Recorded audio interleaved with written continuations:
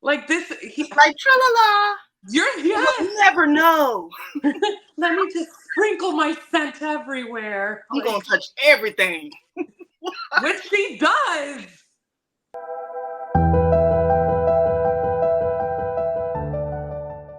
Happy Sunday and welcome to our second breakdown of Bride. We are doing chapters 6 through 10 this episode. There it is. Look at it in all its glory. So last week, the last breakdown we had, it ended after Misery was attacked by Max when she wasn't doing anything wrong other than minding her own business and trying to get into a room that she was not supposed to be in. Correct. And then from there, it all came out and she found out Max was bad, blah, blah, blah. That was from the last breakdown. So here we start off with her being under watch because of everything that had just happened, and they took away all access to any electronics because she is a hacker. She is, she's good at what she does, one of the best. During this time, she does she was having a little flashback, and she talks about how when they aged out of the foster system, were they in foster care? Because it sounds like she was like caretakers. So it sounds like she was in foster care. She referred to them, but I think that's just what she called them. But Serena was in foster care. She didn't have parents or family or anything. Okay, we were on the right. Okay. Yeah. So once Serena aged out of the foster system, they ventured out into the world, and Serena acclimated really well.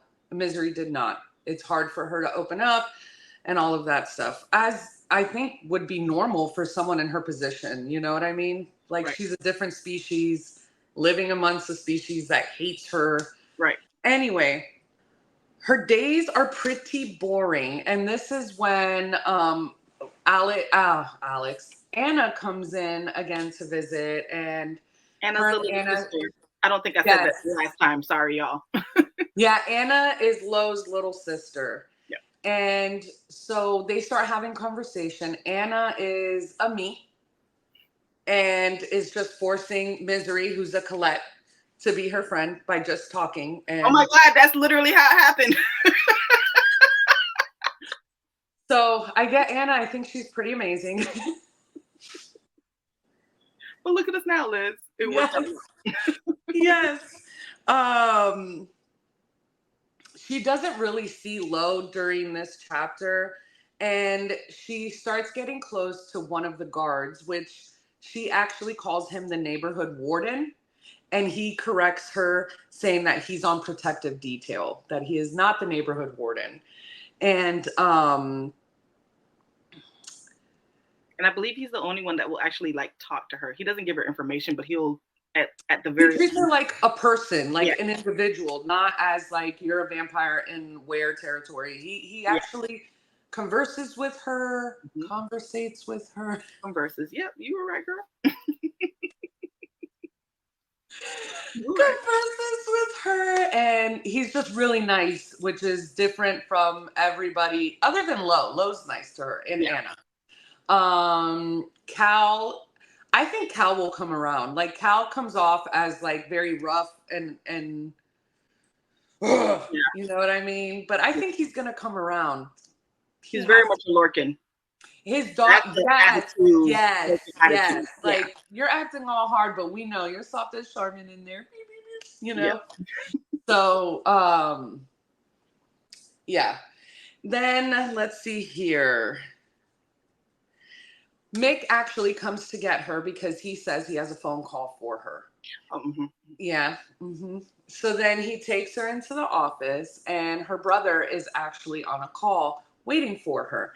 And they start talking, and eventually she starts asking him questions in a way that's like, sounds like they're talking about past memories with their dad. And she's just trying to get info, like, have you heard anything from Serena? Have you found anything? And all this stuff. And Mick's there listening. And my thought was, do you think that maybe somebody was recording that? And does she not think that they don't have somebody on payroll that speaks the old tongue. Is it the old tongue, or is it just a language that the vampires speak? Hold on, I thought I wrote it down somewhere here. Da, da, da, da, da, da, da, da, da. I thought it was specific to them. I wrote old tongue. So maybe it's their old tongue, like their language they spoke before they started speaking English. Okay. When her call is done, she returns to her room and decides that she's going to start try to get someone's Wi-Fi chip, try to get some type of access for her to get into the servers and look up stuff for Serena. There's a moment where she goes into her own thoughts and she starts talking about how her brother used to be with her, like when they were younger, he would stand up for her and all of that stuff. But as soon as she was sent over as the collateral to the humans, when she came back, he was different and he was like more distant and tried not to be seen with her in public. And they're twins, so that hurt. Yes, and twins are not, I think you covered that in last. Twins are not common for them at all. Mm-hmm. Like even having children is not like super easy. During this time when she's trying to figure out how to get on the Wi-Fi because she does not stop, Anna pops in and scares her. And Misery asks her how she got in. She showed her the window. And this is when she realizes that she can go onto the roof to access other rooms. So here, her and Anna start talking, and Anna lets her know that she wants to play a game.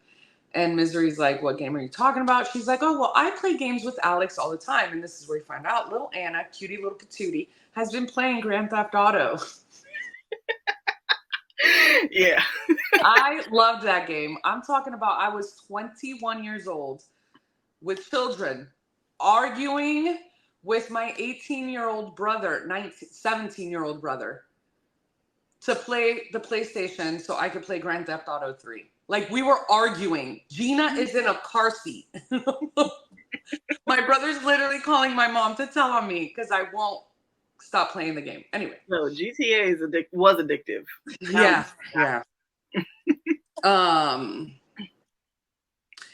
Misery then finds a game for Anna, who tells her that Juno says she should only be playing educational games because if we remember, Juno is basically like her caretaker. Juno's Colette's favorite person. Juno's her caretaker, and she's like, you should only be playing educational games.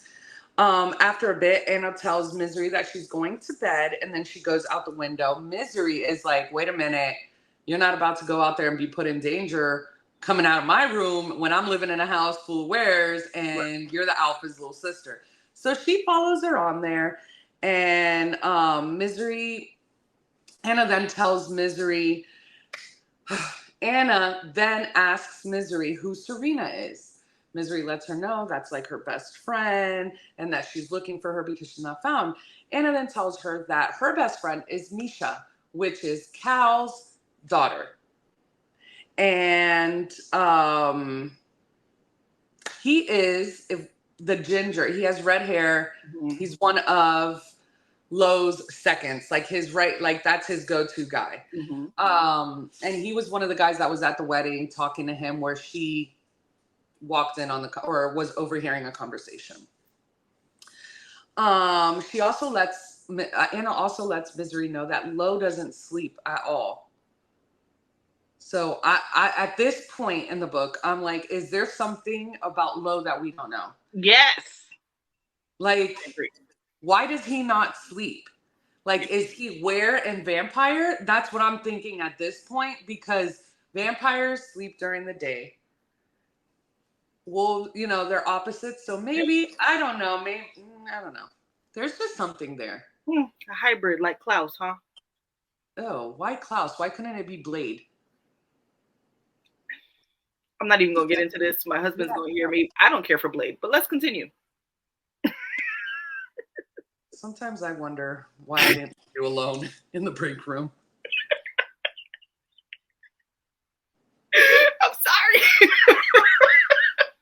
That was just hurtful. How do you not like, we're not getting into this right now. Anyways, back to the book.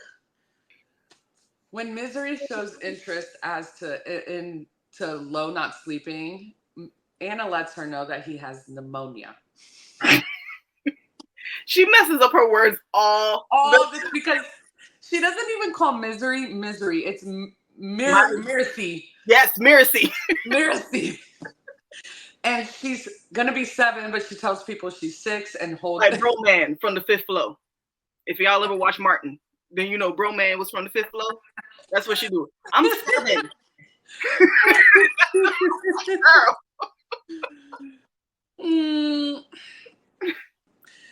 While they're climbing on the roof. So Misery's still following Anna on the roof to make sure nothing happens to her. Or she says, but really I know she's just trying to see how this little girl does this so she can do it. Yep. So while they're up there, Anna lets her know that Lo is actually not home right now. And he's out dealing with the lollipops, which is what she calls the loyals.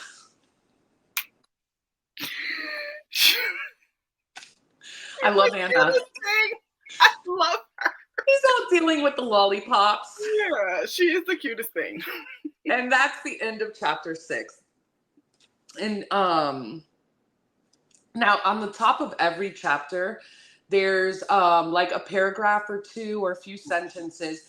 And from what I'm realizing, I think those are all from Lo's point of view. Mm-hmm. And so at the top of chapter 7, it says that the scent is growing stronger, that they've rarely touched, but when her wrist touched the front of his shirt, he cut that piece and now carries it with him always.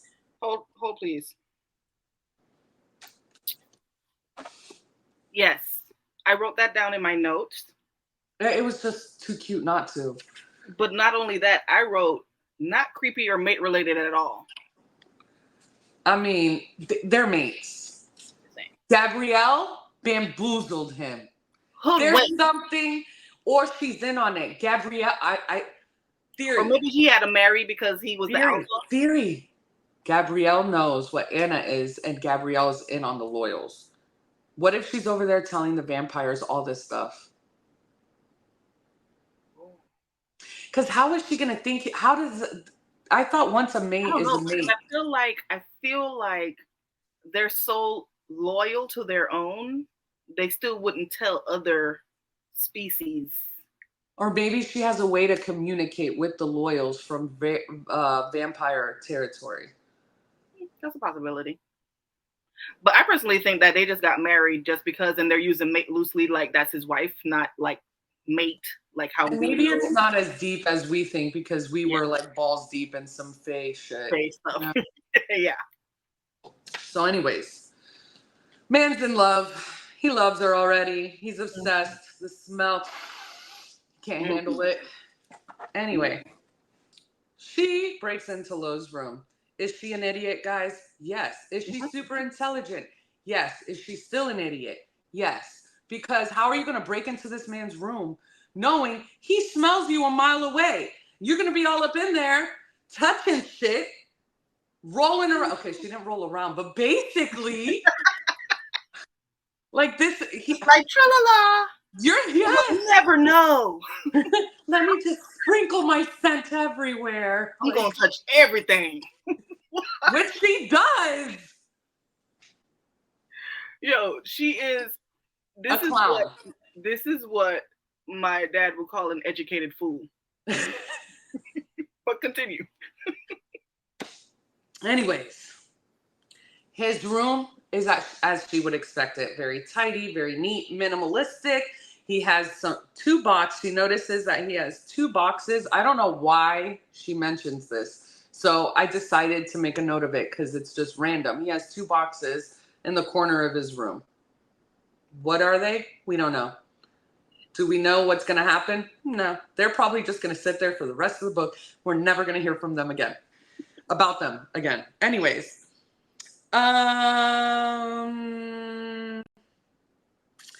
While rummaging through his room She notices that there's a family picture of Lo, his sister, and his mom. She notices that aside from their mother's eyes, Anna really doesn't look like the mom. Don't know if that means anything. Just thought I'd bring it up. I think I read too many psychological thrillers. You really do, because the fact that you mentioned those 2 boxes, I'm like, what 2 boxes? But go ahead, girl.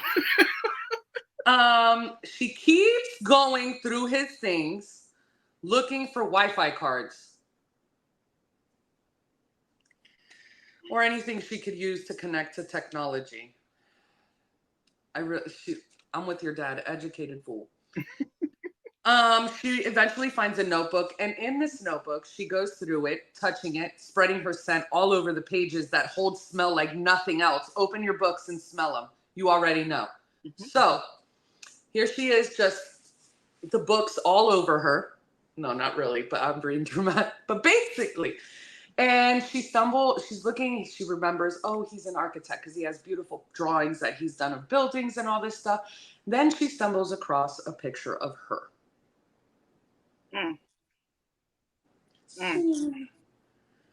Love it. Love it. Can't get out your mind, can you? Yeah, it slips out when she goes to put the notebook away. She also notices that the picture was drawn with more pressure than any other picture he's drawn in that notebook. Meaning there was emotion. There was not rage, because that's not what he wants. He wants to devour her in a loving way. And that's that pressure in my mind. Anyway, she believes the pressure is because he hates her, because she's dramatic, like me. It's fine. She missed all the cues. Yeah. Yes, she does. I just want to... Anyways. The next day, she wakes up late and hears a whole bunch of ruckus outside. And when she looks out the window, she sees that the Wares are having a barbecue pool party kind of thing. And she sees everybody enjoying themselves. She spots Lo talking to people. She, all this stuff. And when she's looking, she notices that Max, punk behind, is by the woods. And she's like, wait a minute, why is he over there? And then she sees that he's talking to someone, a little person. She looks closer and she's like, oh, that's Anna. Where's her brother? And then she looks again and Lo's busy talking to people. So she's like, wait a minute, what's going on? When she looks back, Max is trying to take her into the woods. She's trying to take Anna into the woods. And she's like, oh, hold up. It's sunny outside and I'm about to die, but that's a little girl and I don't care. So she goes out there. She does not run because she doesn't want to attract attention. She mentions that people did notice her, but they didn't notice her. Right. So when she makes it there, she starts calling after Anna. Max kind of spazzes a little bit and starts dragging her in there. That's when Anna turns around and starts freaking out because she realizes it. So Misery at this time is burning from the sun. Like, it doesn't kill her, but it is very painful. So she's pushing through it, and she's trying to get Anna away from Max. When they get deeper into the woods, something happens, and 8 guards come down, and she blacks out from the pain. Okay? I wrote a whole bunch of notes for all of that. And it literally was just that fast. Anyway. So, and that is how we end chapter 7. Her just passing out from the sun and being burned. Word. When she wakes up in chapter 8, actually, backtrack. Let's talk about the little thing at the top. It says, which is from Lo's perspective, it says it would be easier if he didn't like her as a person. So again, she's so not reading the signs, because this man likes her at her core, which is, I'm glad that that's in there, because one of Misery's things that keep her from getting close to people is that they're not going to like her at her core. Yes. They're not going to like her who she is. So in chapter 8 is when we are in Lo's office, and Everybody is there. Max is sitting on the couch, scared. This chick is just sitting there picking at her toes. Picking at her toes. In a room full of wares. It's during this time that Cal is calling her names, funny names. Like, he's really funny. It's like a bickering kind of relationship that her and Cal have. Yeah. During this time, we find out that was all a setup. Max was set up by Lo because Lo had a feeling that Max was up to something. He was like, wait a minute, something's not right. So he sets it up. Got to be something. Go ahead. So then they start talking to Max and they're like, who made you do this? Da da da da da. They know it's the Loyals. And he's like, is it Emery who did this? And he's like, well, I think it is, but I never heard her tell me to do this, to take Anna, to kidnap her. But I think it's her. So Emery is Roscoe's wife. Roscoe was the alpha that Lo challenged and won. And we will be finding out about that shortly. So Emery, of course, is going to deny all that stuff, and it's great. So they're trying to get more information from Max, and he's a little punk. So they're like, Misery's like, please don't hurt him, because she's still nice. Even though this mother trucker tried to kill her in the hallway when she was trying to get into rooms she wasn't supposed to. And then try to kidnap cute little Anna, who thinks her brother has pneumonia. So, like, Max, you douche, come on. But she's still like, please don't hurt him. And he's like, well, I'm going to find out what I need to find out. And she's like, I can help. And everybody's like, what do you mean you can help? She's like, well, I have this gift that's not so great, but good enough, where I can make his brain go into his brain and make him answer you. Mm-hmm. People are like, ain't no way, this isn't real. Like, you're such a liar. And she's like, no, watch me work. Yep, watch me. I got this. Mm-hmm. I'll pat my own back. Okay, so she does it. She struggles at first, and she explains that this is a gift that some of them have and some of them are real good, and her father is the best at it. Even though her dad is the best at it, she is not that great. She's just good enough. So she's able to get in there. People don't believe her, and they're like, ask him something. So he said, they ask him, what happened when you asked so-and-so out? Some girl, I don't remember. Yeah. And he was like, oh, she said no because I had a snot like blob on his nose. And then everybody's like, oh, it's true, blah, blah, blah, blah, blah. And then that's when he tells them that he was going to deliver Anna to, I got a little ahead of myself, y'all. That's when when they get in his mind, that's when he says, oh, I was going to deliver on the Loyals. And they ask, who sent you? He says, I think it was Emery, but she didn't tell me directly, but I think it was her. Lies. He knows it was her. Right. Anyways, let's see. After all this hoopla, Lo sends has Mix take Misery back to the room. During this walk back to her room, she tells him she hopes he doesn't get in trouble because he was supposed to be guarding her room. Remember, he's the neighborhood warden. He was supposed to be guarding her room, but he had gotten up and left, which is why she was able to get out of the room and save Anna.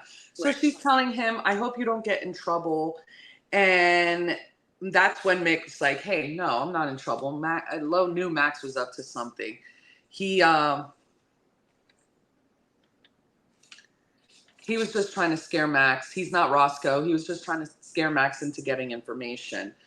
Then Mick asks her, please don't ever thrall me, which is when she goes in the mind. And she said she wouldn't. I love her and Mick. Yes. I love her and Mick. This is where we find out that Mick is a widow. He also brings up that he saw that she was speaking in another language And she says, oh, I just did that because I'm missing home.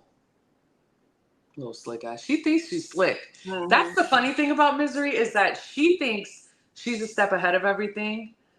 She's like 3 steps behind. Like there's no so not inconspicuous at all. So when she tells him, I just miss home, he says, and I quote, you don't strike me as someone who has ever had a home. That hurt my heart. That's sad. After that, she's like, thanks for the kind words, Mick.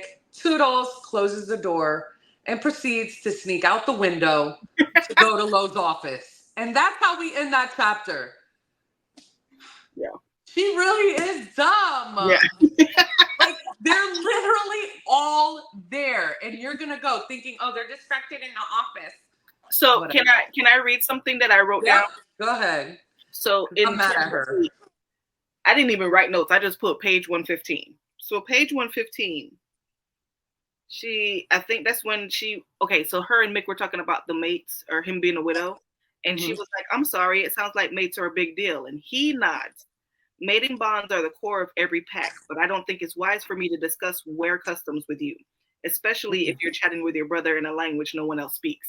That's what Liz was talking about. Saying. And now we start with chapter 9. Let's see. Oh, no. Wait, let's go back to chapter 8.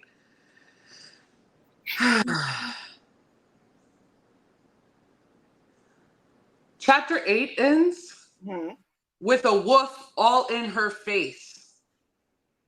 With a what? A woof. A where? A what? A whatever. A where? A wolf? A werewolf? Ain't a wolf, Liz. It was Cal as a wolf. Wolf? I need you to put that L in there, dog. Wolf? Because you were saying wolf like a dog. I was like, a wolf. What? A wolf? A where? A wolf? I'm like, what? So chapter 8 ends with a where all up in her face. Okay.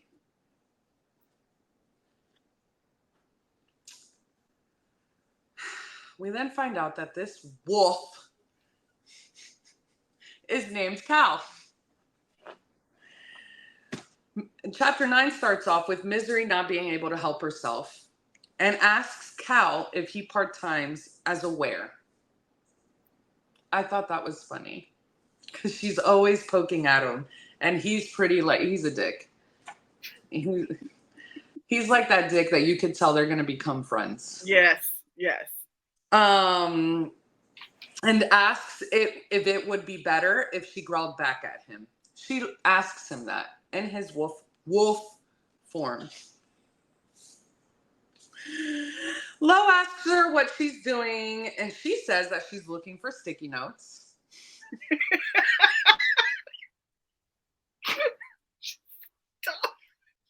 Oh, dumb. She's not even stealth. She's just dumb. And she tells him, oh, I was just trying to connect with my friends. And he kindly reminds her she has no friends. You got no friends. God. Oh, geez. And then he said something about using Yahoo. And she was like, wait a minute, Yahoo? Does anybody still use Yahoo? Please comment below. Sure. Lo then calls Alex in, who's super cute. I love Alex. I love that. Lo calls Alex in and asks Alex to see what she's doing. She then realizes that Lo set her up. Again, she always thinks that she's a step ahead, but she's not, ever. Alex then lets Lo know that she was just trying to get into their database. And then Lo turns to her and he's like, what were you doing in my room? She's like, me? And why did it smell like she slept in his bed? You know, I don't know if you got that far in Credence, but there was a part where she snuck into one of the brothers' rooms. No, I will not. Alex is looking at the work that she was doing, trying to get onto the internet, and he gets really impressed by what he found. He's like, wait a minute, this chick knows what she's doing on the computer. And he lets Lo know, hey, she was just on here searching for Serena. And Lo acts like he doesn't know who she is. And then, we literally find out a few paragraphs coming in, he really doesn't know who Serena is at all. And he asks Alex to go get our amazing Cal. Would Cal be like a Cassian in ACOTAR? Yes, but grumpier. Because Cassian is just he. So like Cassian and Amarin as one person, because Amarin's grumpy. Yes. Yeah. Anyways, Lo asks Alex to go get Cal, and that they're going to be ending the agreement with the vampires. So basically, he's like, I'm done. She's over here going through our shit. Send her back to the vampires. The alliance is off.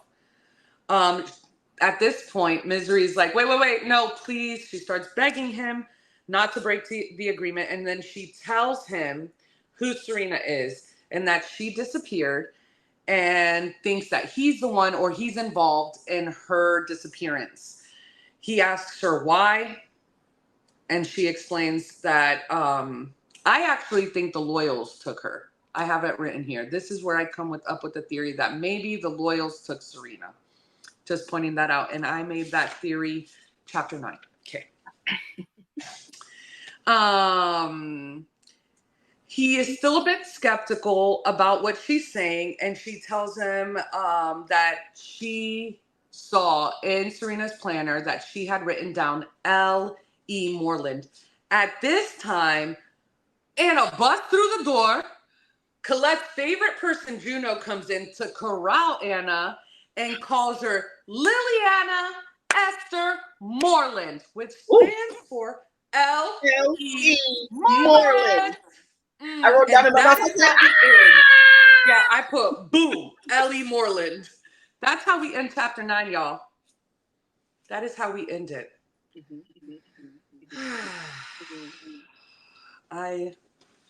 What a bomb. What a bomb.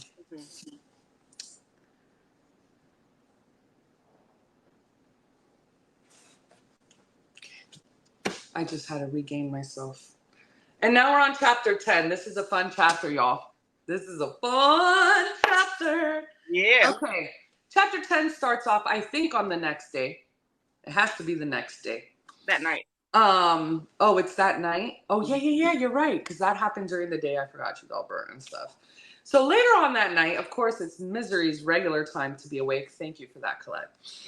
And she makes her way to the kitchen. Here she sees a less alpha Lo. He's more calm as a person. He's not riddled with responsibility. He can't figure out why Misery married Lo. Why she married him. So he's like in his head. And she lets him know she only has an alliance to Serena. And that Serena would do the same thing for her. So she's letting him know, like, hey, I married you because I thought you had something to do with her disappearance, and I want to find her. She would do the same for me. Lo starts asking her questions about what Serena wrote about and all that. She lets her. She was an investigative journalist for financial and sometimes some criminal stuff. And let's see. Then at this time, Lo's making a sandwich, and she starts going off about how she doesn't understand the words for like the humans and the wares. Like she's like, I just don't get the names of fruit. Like blueberries aren't blue. Blackberries aren't black. Raspberries don't rasp. Strawberries. So she starts going on while he's making this sandwich. She tries negotiating for knowledge, but he's like, hell to the no. Right. That's not happening. Lo lets her know that he's going to trust her if she agrees to work with him. Brother for Anna and sister for Serena is what she ends up saying. And he's like, well, why not an alliance as like working together as husband and wife? She disregards. She's like, whatever, because she's a dummy and doesn't see that he really wants them to work together as husband and wife. And I think that's the cutest thing. Oblivious. She asks about their parents. And this is where Lo drops the bomb. Anna is half were and half human, as far as we know right now. Because I think there's more to that.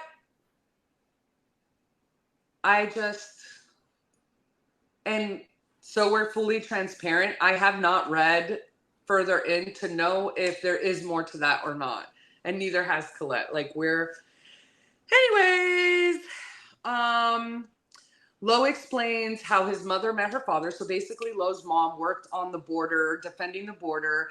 And it seems like she fell in love with a human there and came out pregnant. She was under Roscoe at this time. And she asks him, Misery asks Lo why he's telling her all of this. And he lets her know that Anna's not, like, if someone's paying attention, they can see that Anna is not aware because there's certain things she can't do. She can't shift.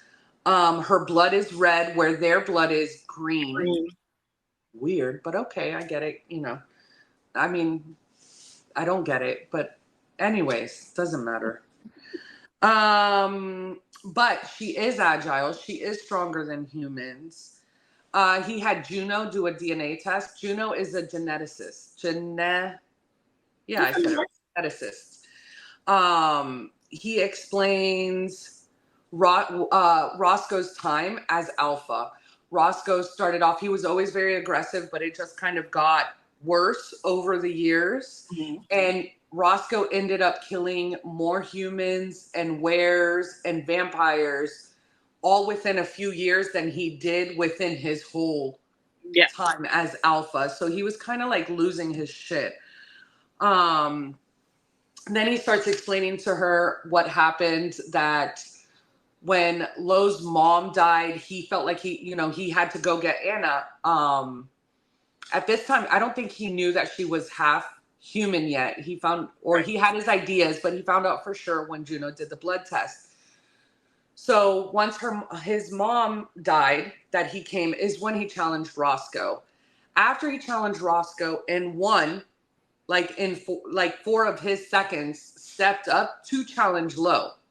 Mm-hmm. And instead of killing them the way he should have, he didn't. And those 4 became the Loyals, or the Lollipops, headed by Emery, Roscoe's mate.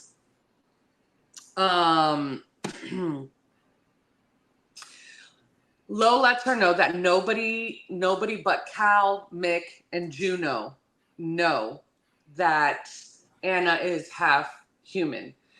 But then now that they're talking and he realizes that Serena had to have known, he's like, somebody else has to know. So he's not quite sure that they know that somebody else doesn't know. And Misery's like, hey, do you think that maybe Mick, Cal, or Juno had something to do with maybe they'll tell the Loyals or something? And he's like, no, I would be able to smell if they're lying to me, which that's fine. Because she was like, you don't think, that they did something us vampires like to call it lying?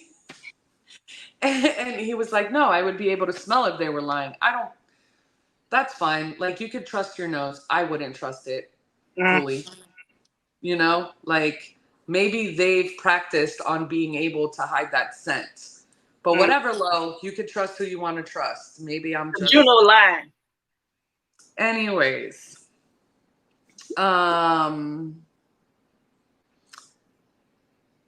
His mom never told him who Anna's father was, so he really doesn't have any leads on that, which feeds into my theory that her father is someone of a little more importance than just a human. It's Serena's daddy.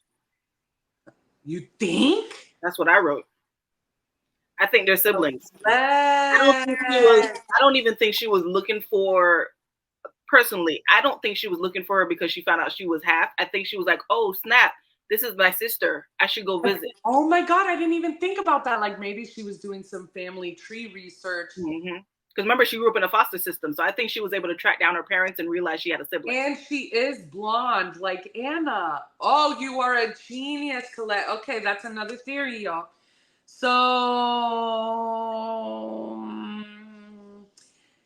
she then pokes at him for having a neighborhood warden outside her door. And he's like, did you ever think I did it for your safety? And she's like, oh shit, he did it for my safety? Yeah, you dummy. Because he likes you. Girl is oblivious, y'all. God. Like she brings up her smell again. Because she won't leave the smell alone. She thinks it's her. Idiots. And then, I'm going to put this up here. Then the wildest thing happens. The wildest thing. Do we see it? She eats peanut butter. Y'all, she fucking ate peanut butter. Vampires don't eat. She could not help herself. She was staring at this jar of peanut butter the whole time. He made a whole sandwich, cut off the crusts of the sandwich, and she's just staring at the peanut butter, trying not to eat it because she's obsessed. It's the most heavenly thing that she's ever tasted. She's embarrassed about it. She's really embarrassed. She's begging him not to tell anybody, like act like it didn't happen. And he pushes the jar towards her and tells her to enjoy herself and explains that bears eat food all the time to enjoy themselves. Because she explained to him that vampires just eat to survive. They don't eat to eat because they enjoy it. He's like, nah, girl, you need to eat. Stop being embarrassed. It tastes good. Enjoy yourself. So she does, and then begs him to take it away because she can't stop. Then they start talking about what Serena was investigating. And she's like, I really don't know. Like I told you, I just saw that on there, blah, blah, blah. He's then like, okay, look, we're going to work together. I'm going to give you access to whatever you need access. And he tells Alex, hey, she needs this. And he's like, okay, yay. He lets her know also that he's going to have Mick bring her up something so that she can put on because she's always walking around cold and her feet are always cold. So he's going to have Mick give her some socks to keep her little toesies warm. I know, but she's a dummy and thinks that he's just leaving her there to eat her or something. I don't know. Then he also points out that he realized, he's like, also for your shoulder and your back. And she's like, how did you know? You dummy. You thought, like, he's paying attention to you. He's in tune with you. Anyways, at this point, Anna rushes in, all scared because she was having bad dreams. And Lo's like, hey, what happened? And she was like, Mama was there. And then he proceeds to hand her the sandwich he was making while talking to Misery. That whole time, he wasn't making himself a sandwich, y'all. He was making his little sister a sandwich. Like, he knew she's going to have a bad dream and she's going to be hungry. And that, guys, is a true alpha. My ovaries. Yeah. I don't even want any more kids. But Lo, I don't know. The cutest thing. And that is how chapter 10 ends, y'all. Yeah. So our theory so far, Serena and what's her name? Anna are related. That's what I think. Yeah. I'm with you on that. You brought that up and I'm with you. I am with you. Yeah. But it's actually pretty good so far. I'm enjoying it. Me too. Me too, a lot. Yeah. I can't wait to start reading the rest of it. But yeah, it's she doing what she's supposed to do. Do you have notes or something? I was looking to make sure I didn't. Okay. All right, y'all. So that is pretty much the end of this video. Come back next week. Yes. We're going to be doing chapters 11 through 15. And we'll see where it goes. We'll see if she catches up. God. Golly, yes. Someone's so smart. I actually want to see more of Alex. Yes. I feel like Alex is going to come into the story a little bit more, and I think that Lo's going to get jealous. What if Alex is the bad guy? I don't know, but I think that because he knows computers and she knows computers, they're going to be working closely together, and he's going to get jealous. Wait. Did you ever watch the movie Zootopia? No. Okay, anyways. What? Collette doesn't watch any movies, y'all. It's always the quiet ones, is what I'm saying. If it's always the quiet ones, then I would think it would be Mick. I thought him too, because of the way, because we find out, and I forgot, we find out that, or I don't know, his partner was killed. Yes. So maybe because he befriended her, and I'm just like I like it, but I'm just like, I know somebody gonna betray her somewhere. Oh. Yes, I agree. I agree. Somebody's already betraying Lo. Right. So if you're reading along with us, let us know your theories down below. Absolutely. And we'll see y'all next Sunday. Yes. Thanks for watching. Yes. Oh, like, share, subscribe. Yeah. Bye, y'all.